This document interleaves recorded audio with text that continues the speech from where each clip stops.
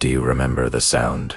That strange symphony of screeching, hissing, and buzzing. For millions of people in the mid-1990s, that was the sound of magic. The sound of a dial-up modem connecting you to a new world. A world that felt less like a marketplace and more like a frontier. Back then, the internet wasn't about consumption. It was about curiosity. There were no influencers telling you what to buy, no mysterious algorithms deciding what you should see next, and no endless ads tracking your every single move. Logging on was an adventure. In 1995, only about 14% of American adults had ever used the internet. Worldwide, the number was less than 45 million people. Think about that for a second. That's fewer people than the population of California today.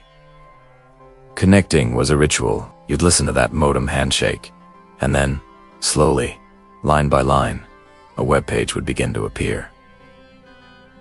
Images didn't just pop up. They painted themselves onto the screen, one painstaking pixel row at a time. And we waited. We waited patiently because what we were accessing felt new, raw, and incredibly personal. It felt like it was ours. Early websites were the digital equivalent of a teenager's bedroom wall. People built their own little corners of the web on platforms like GeoCities, Tripod, and Angel. These pages weren't polished or professional. They were glorious, chaotic messes of passion. They were filled with dancing baby gifs, linking text MIDI files of your favorite songs playing on a loop, heartfelt fanfiction, and deeply personal diaries. There was zero pressure to be perfect. No one was trying to go viral. The entire goal was self-expression, not chasing attention. By 1998, a single platform, GeoCities, hosted over 38 million of these user-created pages. And here's the most important part. None of them were monetized. There were no brand deals, no sponsored posts, no follower counts to obsess over. Popularity was measured in a much more human way through guestbook entries and genuine email exchanges. This early web was where communities truly thrived. People from different continents connected over shared interests, whether it was a specific band, a video game, political ideas, or some incredibly niche hobby that no one in their real life understood. For so many, this was the very first place they could be their authentic selves, free from the judgment of their local community. It was a space for connection, not just content. Even search engines were different. When Google launched in 1998, its mission was simple and revolutionary: to organize the world's information, not to manipulate your behavior. In the year 2000, Google was already handling about 1 billion searches a month. That sounds like a lot, but it's a tiny fraction of today's volume. Back then, search results were ranked mostly by relevance, not by who paid the most. What you searched for actually shaped what you saw. The user was in the driver's seat. The real heart of the early web, though, was in its forums and message boards. Places like Usenet and other independent forums allowed for long, thoughtful conversations that could unfold over days, or even weeks. Anonymity was common, but surprisingly, the hostility we see today was much less amplified. Trolls existed, of course, but there were no algorithms designed to reward them with attention. Moderation was done by humans, and that human judgment made all the difference. But perhaps the most crucial difference was this. The early internet was not designed to get you addicted. There was no infinite scroll to keep your thumb moving. There were no push notifications engineered to trigger a dopamine hit and pull you back in. In 2001, the average internet user spent less than 30 minutes a day online. The web was a destination you visited, not a constant presence you lived inside. Logging off was easy. So, what happened? The turning point came quietly, almost without us noticing. In the early 2000s, broadband began to replace dial-up. That screeching modem sound faded into memory, replaced by the silence of an always-on connection. Speed skyrocketed. The user base exploded. By 2005, more than 2/3 of Americans had internet access. The web was no longer a niche hobby. It was becoming essential infrastructure. And with that massive scale came opportunity. With opportunity came monetization. Social media changed everything. The first wave of platforms promised to enhance the connections we were already making. Friendster launched in 2002. MySpace exploded onto the scene in 2003, and by 2006, it had over 100 million users. Then, in 2006, Facebook opened its doors to the public and began its historic, world-changing growth. At first, these platforms still felt personal.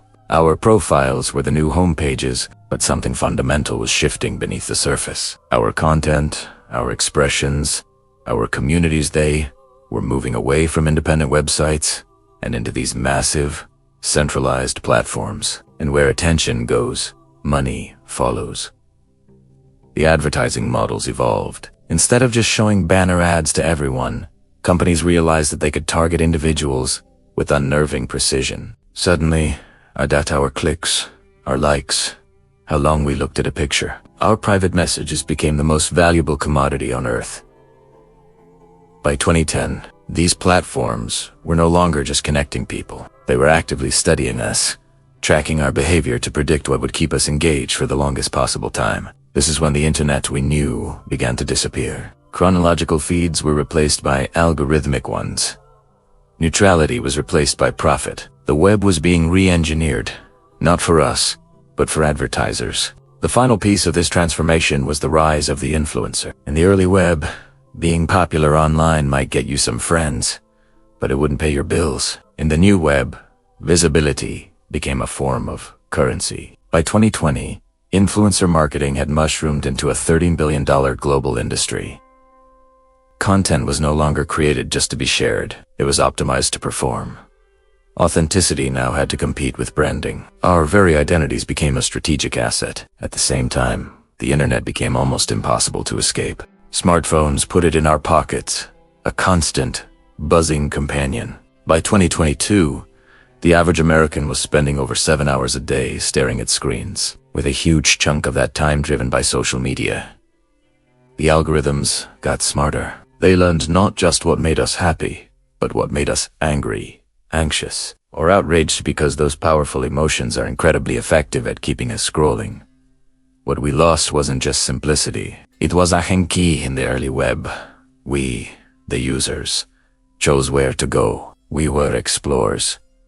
Today, the feed chooses for us. We are the product. A handful of powerful companies now control what billions of people see every single day, shaping our opinions, our culture, and even our political outcomes. The wild, open web was replaced by beautiful, but heavily controlled, walled gardens designed to capture our attention and harvest our data. For anyone born in the last 20 years, this old internet sounds like a fantasy. A place without likes, without performance metrics, without the constant pressure of comparison and judgment. But its legacy is so important. It serves as proof that the internet was not always this way. This model of surveillance, capitalism, wasn't inevitable. It was a choice. The internet was once a tool for exploration, not for extraction. The point of this isn't just nostalgia. It's not about wishing we could go back to slow-loading JPEGs and dial-up tones.